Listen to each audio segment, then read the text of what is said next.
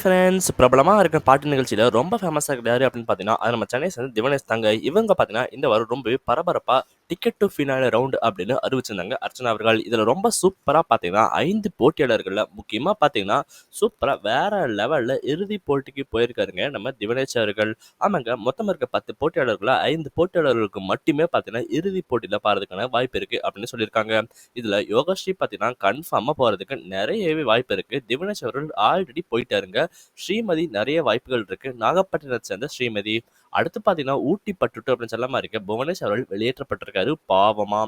குறைந்தபட்சம் பார்த்தீங்கன்னா, சின்ன வயசுல இவ்வளவு திறமையா வந்திருக்காரு.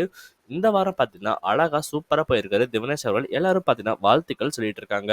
தாத்தாவோட ட்ரெய்னிங்ல சூப்பரா கலக்கி பாடி, குறிப்பா எல்லாத்தோட மனசையும் கவர்ந்து இழுத்து இப்படி போயிருக்கிறது அவ்வளோ பெரிய சந்தோஷத்தை கொடுத்துருக்குங்க.